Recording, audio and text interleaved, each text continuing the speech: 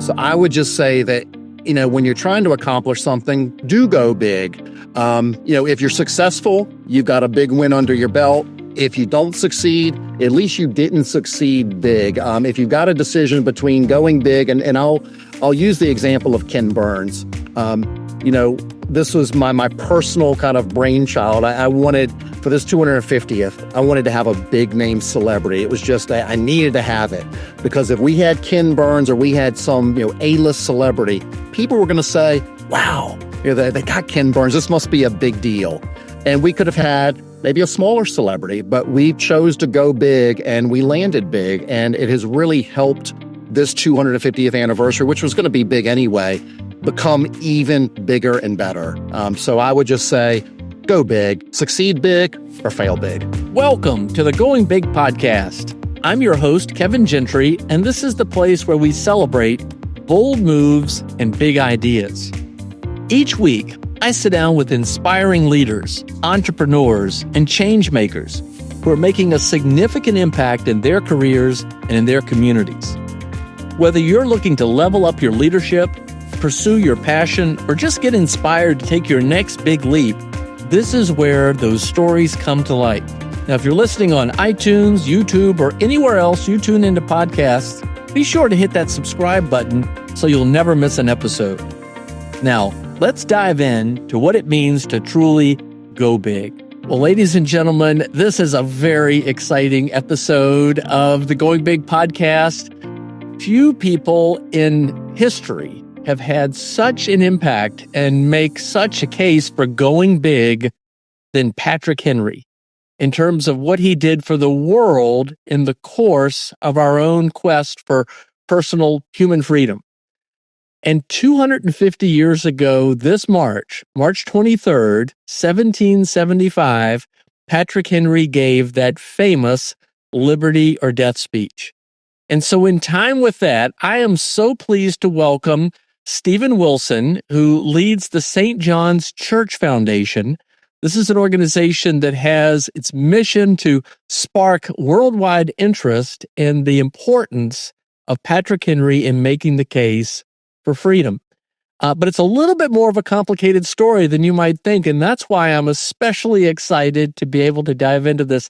Stephen, welcome. First of all, I want you to tell us where you are, which is in itself quite remarkable. And then I want you to tell us, why is Patrick Henry so big, so important in terms of going big for all of us? Sure. Well, Kevin, thank you for having me on the show. I'm excited to be here. I'm excited to talk about all things give me liberty or give me death. Now, you asked me where I am. I'm in Richmond, Virginia. I am in the oldest neighborhood in Richmond, Church Hill, and I'm in the oldest church in Richmond, which is St. John's Church. The doors to this church opened in 1741. This is not only the place where Patrick Henry delivered his give me liberty or give me death speech, but this is literally the place about an arm's length away from me where he uttered those famous words on March 23rd, 1775. So we're literally standing, we're in history, but the very spot where he delivered that speech. Amazing. All right. So why was what he did that day, and we got a lot to talk about, but why was what he did that day so important? Sure. So Patrick Henry delivers his speech during an event that's referred to as the Second Virginia Convention. There were roughly about 120 delegates from across the colony of Virginia who came here. But on March the 23rd, during this several-day convention, Patrick Henry is going to propose a resolution. And that resolution is for Virginia to establish a well-regulated militia. This is a big deal because at the time, only Massachusetts had an established militia. Patrick Henry is essentially saying to all of the delegates who were here, enough's enough. We're not going to reconcile with England. We need to position this colony into a state of defense and ready ourselves for war. If Patrick Henry's resolution passes, which it ultimately did, it is going to ensure that if there is an armed conflict in New England, which, the first shots were fired just 27 days after Patrick Henry's speech up at Lexington and Concord, this will not be a regional conflict contained just to New England. This will be a true American revolution. So a very big idea indeed. Amazing. Okay. And again, we're going to get into a lot more because it's a fascinating story and it's so key to all of our history. But first of all, let me go back a little bit. What is it about Patrick Henry's life that would have predicted he would go big in this way? Yeah, Patrick Henry is 38 years old at the time of the speech. There were younger delegates here, but he was a relatively young delegate. He was representing Hanover County. I think, Kevin, you're from Hanover, if I remember correctly. Hanover County is located just north of Richmond. So he will be one of two delegates from Hanover here at the convention. He is an attorney. He is widely regarded as the greatest orator in the colony of Virginia, but he is also a bit of a firebrand. I've never actually made this comparison before, but I was thinking about it a couple of minutes ago. I would say that Patrick Henry is to Virginia as Sam Adams is to Massachusetts. He's a fire starter, and people knew that, and he had been that way for a long time. He had been touting independence for a long time. So, yes, Patrick Henry dropped a bombshell on this convention when he proposed that Virginia establish a militia, but it probably was not a great shock to those delegates that he was, going that way. Well, my understanding is that, first of all, we know him as a great orator, and that was key and central to the cause because he played that key role. But it's interesting you compare him to Samuel Adams, who also went big. He was another.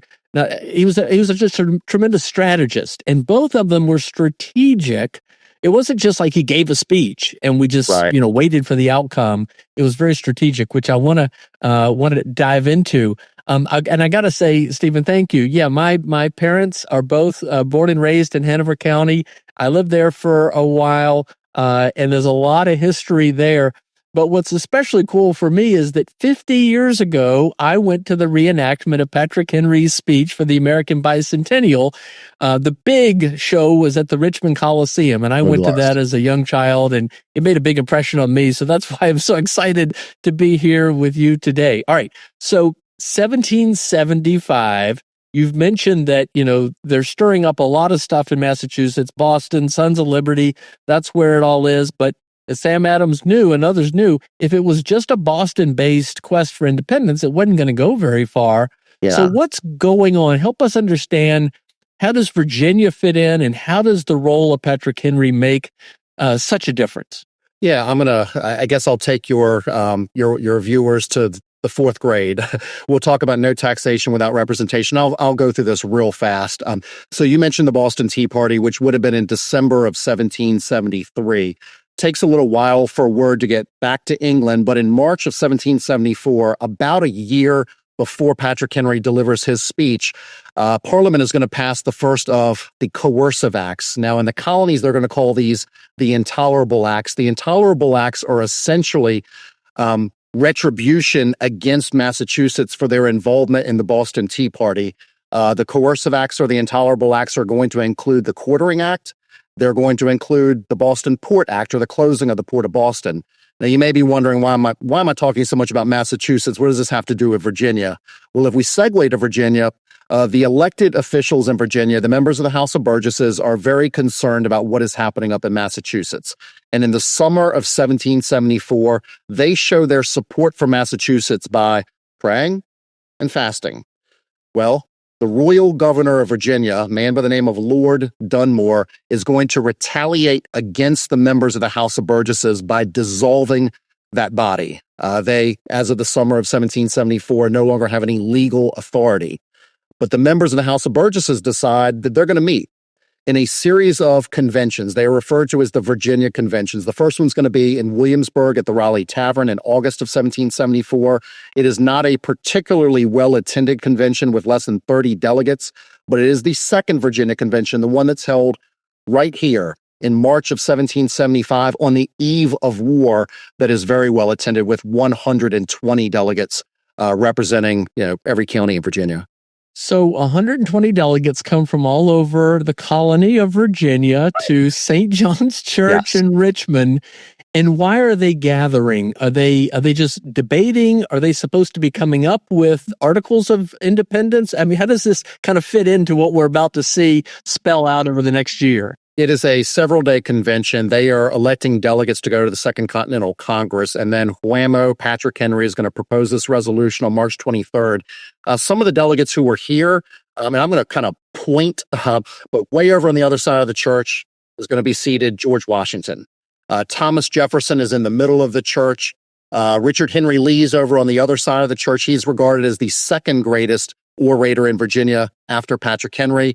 Thomas Nelson is right over here. Benjamin Harrison is here.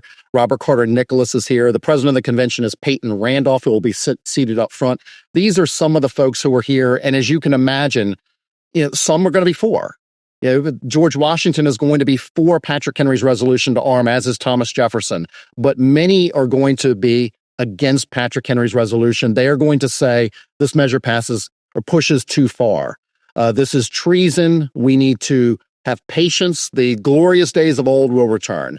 And so there are a lot of arguments and debates going back and forth. And that's when Patrick Henry will ultimately stand up and he will deliver his give me liberty or give me death speech. Following that speech, the president will take a voice vote and Patrick Henry's resolution will pass very, very narrowly. All right. Okay. So just a couple more questions about this. And then I'm going to ask you maybe to recite a few key lines. I can do that. Just to give us the full view of it all.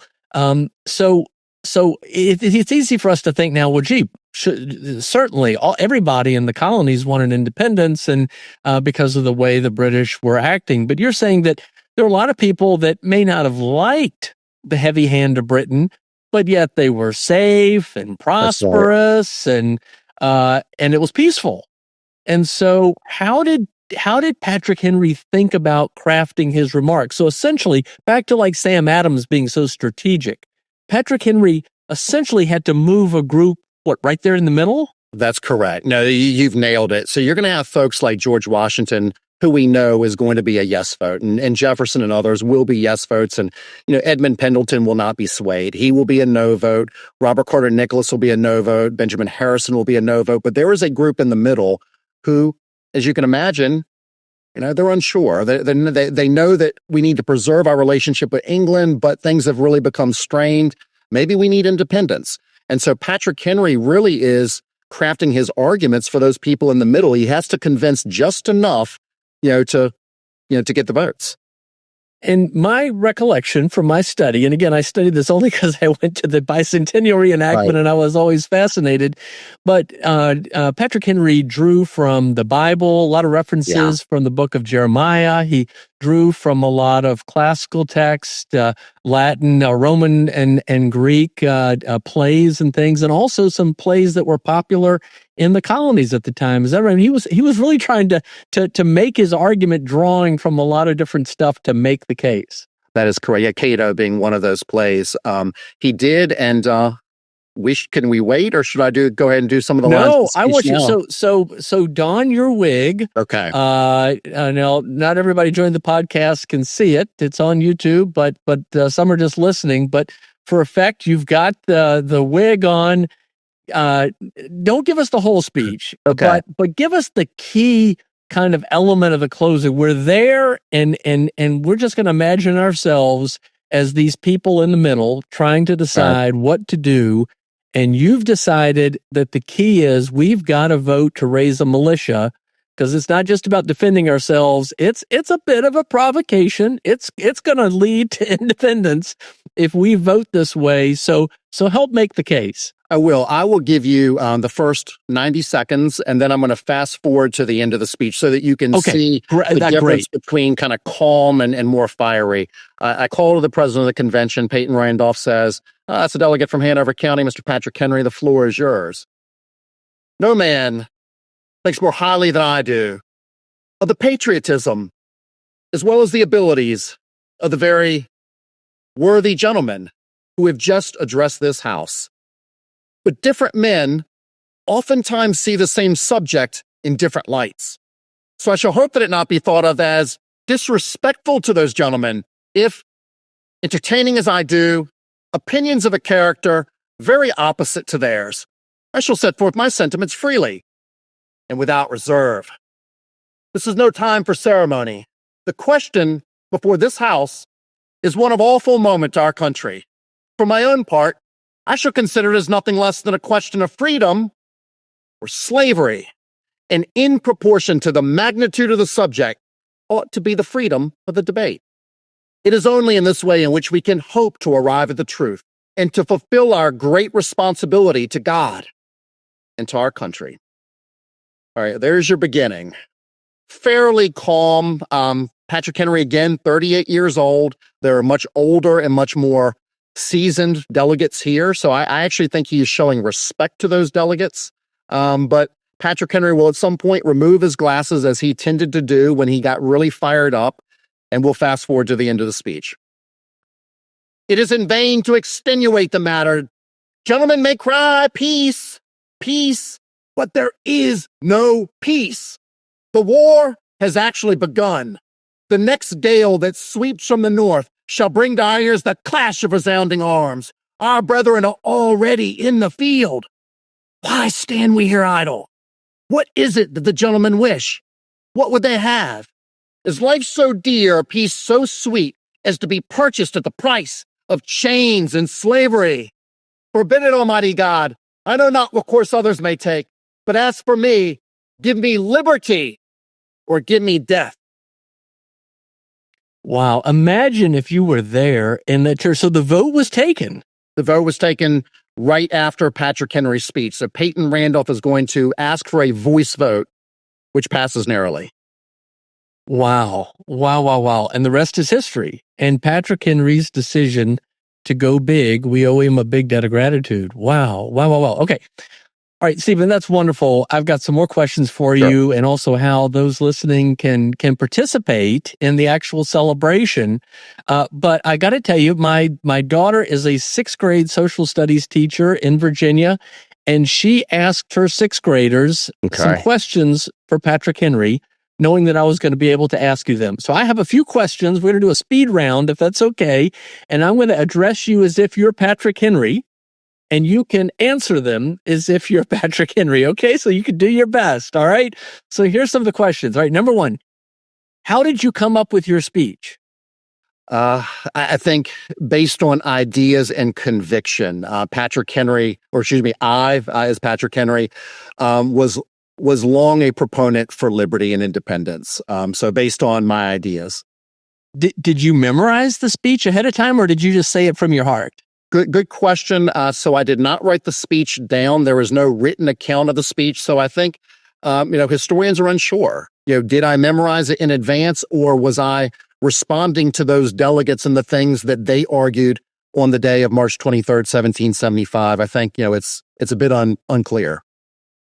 All right. More questions from 6th graders. How did you think of that inspiring quote, "Give me liberty or give me death"? Heat of the moment. Is that right? That is my interpretation. I don't know that for sure, but that's the way I understand it. Wow. All right, another question. Were you really that angry? Inspired. So why did you say it so dramatically? For dramatic effect. And that's why you pretended to stab you? Did you pretended to stab yourself at the end? I was actually holding a paper cutter. Now, you may not know what a paper cutter is. It kind of looks like a letter opener, but for dramatic effect, I said, give me liberty or give me death, and pretended to take that paper cutter and stab myself. Okay, another question from 6th graders. Were you really willing to die for liberty? I was, and so were my fellow delegates. If you gave such a speech today, do you think it would have the same effect? I'm not sure. Yeah, I'm gonna pass on that one. I'm just not sure. Good question. Okay, the last one. This is a fun one. Okay. Finally, we know that George Washington loved ice cream. What was your favorite ice cream? Well, some of the favorite flavors in the 1700s included strawberry, vanilla, and some pronounce it apricot, others pronounce it apricot. I'm going to go with strawberry. All right, cool. Okay, now let's wrap this up. Okay. What happened next? What did Patrick Henry do after the Liberty or Death speech to continue to go big? So Lord Dunmore was the last royal governor of Virginia, and Patrick Henry becomes the first governor of an independent and free Virginia. So he went very big. He is our first governor and held several terms in office.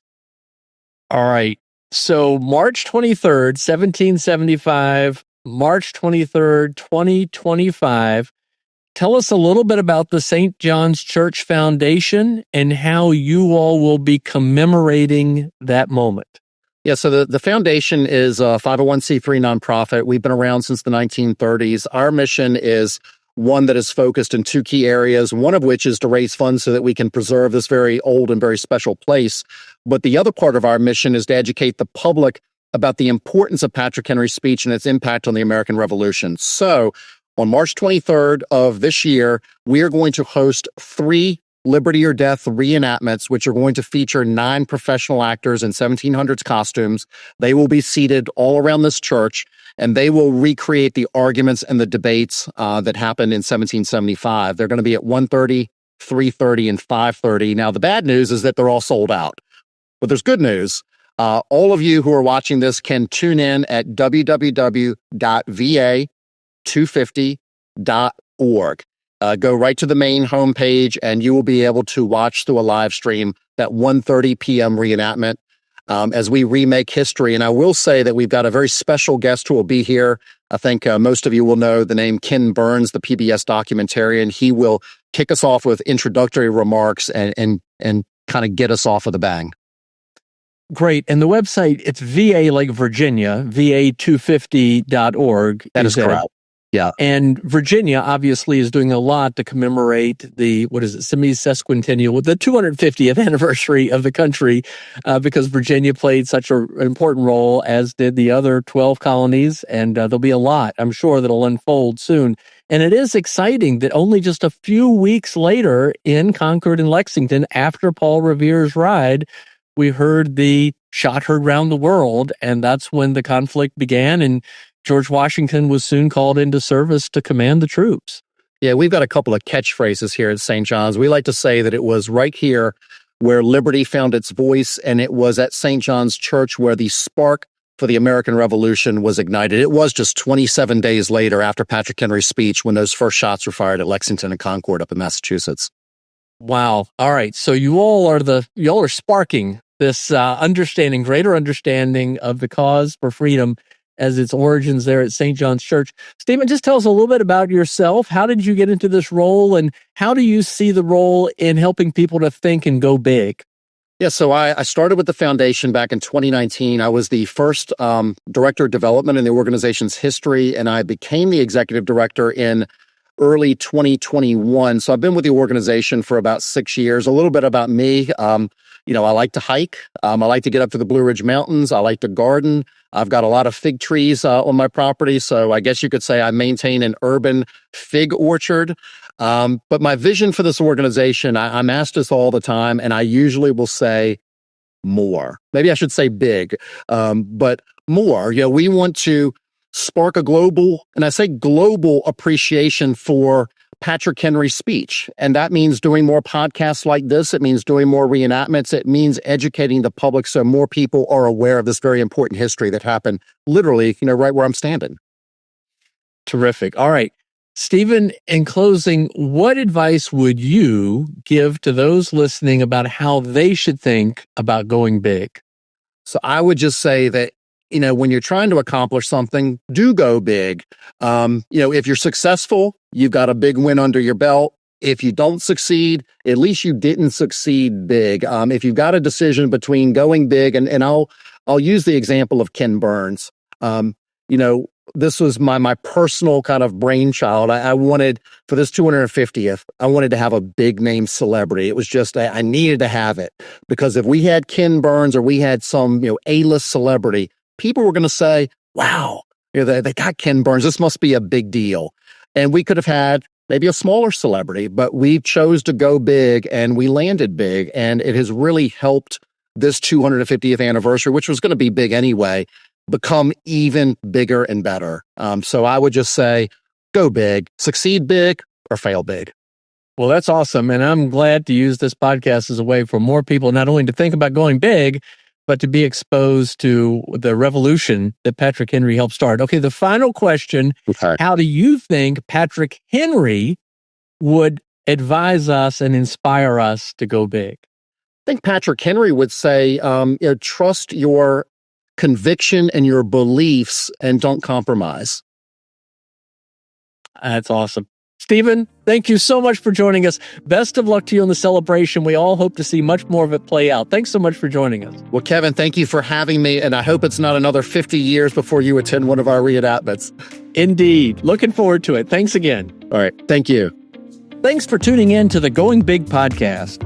I hope today's conversation left you feeling energized and ready to tackle your biggest goals. Don't forget to subscribe and leave us a review on iTunes, YouTube, or wherever you listen to podcasts. It really helps spread the word, and it gets these inspiring stories out to more people.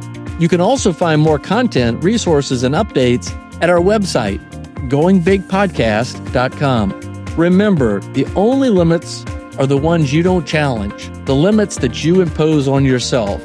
Keep pushing, keep growing, and above all, keep going big. See you next time on the Going Big podcast.